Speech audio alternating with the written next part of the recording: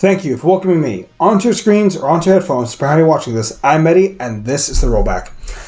Folks, I'm here to talk to you today about Fast 10, aka fuck the laws of physics and the Grim Reaper, apparently, aka family plot armor, aka part 1 in a trilogy that is also the 10th movie in this fucking franchise.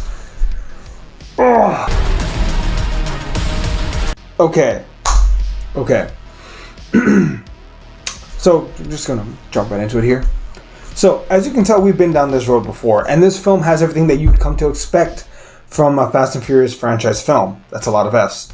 A lot of action, a lot of cringe, a lot of family BS.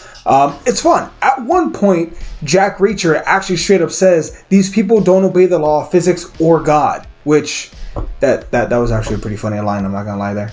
To their credit though, this film is only 2 hours and 20 minutes, which is actually a step in the right direction. These films were getting longer and longer and longer. Thank God.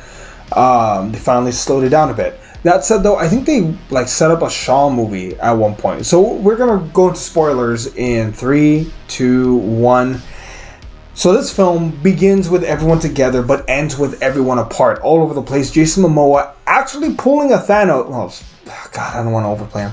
Sort of pulling a Thanos and winning. He divides the family up where they're all scattered to the wind. On one side, we have Letty, who's in this Arctic base with their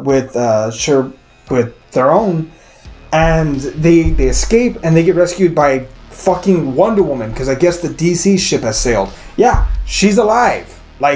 Death doesn't matter in these films. I think they want us to care when people die, but why should I? You already showed me that you don't give a fuck. Fucking Han's still alive. Oh, speaking of Han, him, Roman, Cypher, and Han, Roman, Cypher, Tej, all crash into a plane, but into the mountain, and there's an explosion, but you really think we think they're dead? We're not stupid.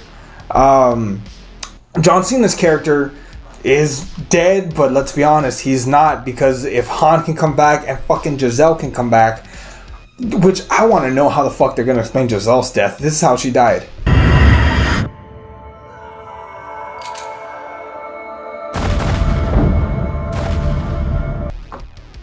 Fuck do you explain that?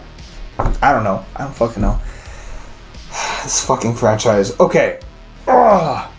So, plane crash, they're not dead. John Cena is supposedly dead. I don't believe it. And even if they had a funeral for him, they did that with Letty. Which, real quick, I can understand that. I can understand, they brought back someone from the dead. I can understand them doing it once.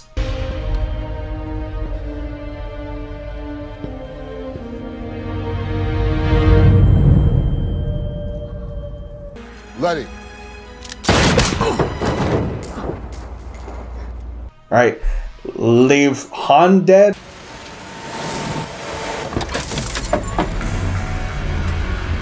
Nice clubhouse. Leave Giselle dead. If they just did it with Letty, alright, fair enough. I can back up with that. Fair. They did it with everyone, man. They've already done it 3 fucking times. They already done it 3 times. Of course John's probably going to come back. Who's going to be fucking surprised by that one? I'm sorry, I'm going off a tangent, these goddamn films. Ugh, okay, what else? So, Shaw takes off, he arms the group, and then he takes off to go save his mom, which I think that's going to be a film by itself.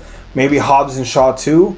Maybe just Shaw and Hobbs. The Rock makes an appearance at the very end in a cameo, he's going to come back, and he destroys a phone with his bare fucking hand, straight full Black Adam style.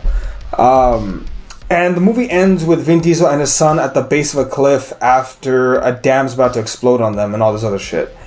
Just all over the place. And two things that are this film's saving grace.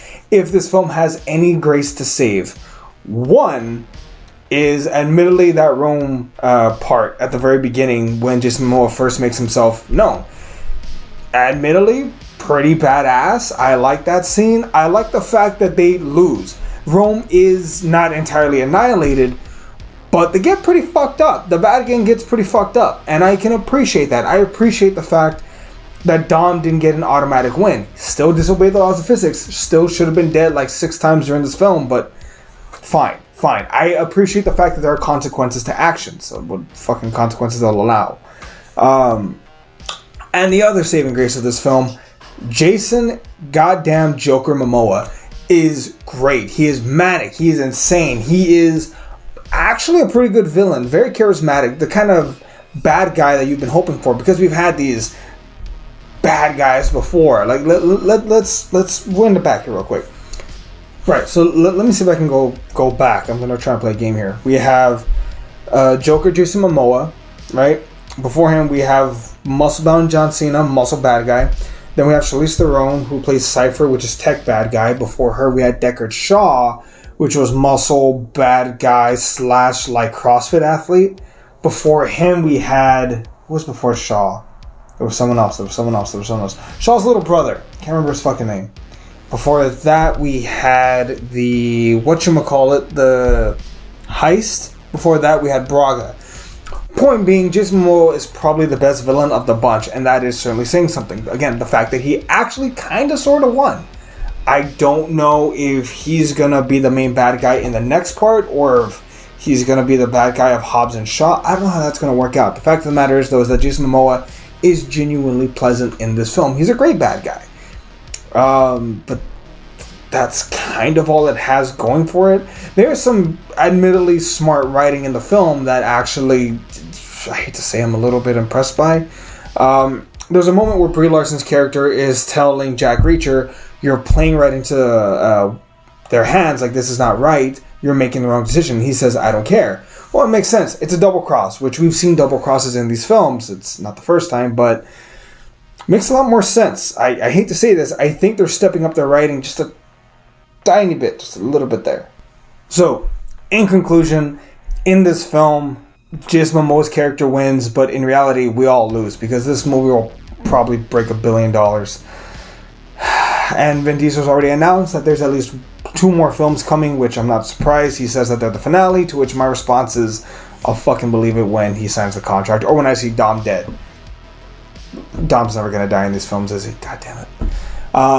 They did try to make a part of this film about legacy, about continuing on, about Dom teaching Little B how to live his life, Little Brian, which, that's uncomfortable, because I'm pretty sure they're going to bring back Brian. They're going to use the ghost of Paul Walker to make a film, which, not gonna lie, I'm not okay with. I was fine with them using it for one film to finish the story and give him a good send-off, which they did, but, man, at some point this has got to stop, man. I don't know. B-. Like, this film's more watchable than the last film, certainly. Some great comedy. John Cena is admittedly pretty funny. His relationship with Little B, the whole uncle and nephew thing, I can appreciate that. And again, there's no way he's dead.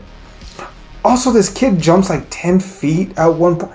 Whatever. Fucking, I'm done with this movie. Like and subscribe, would greatly appreciate it. Bye, everybody. Oh, Christ.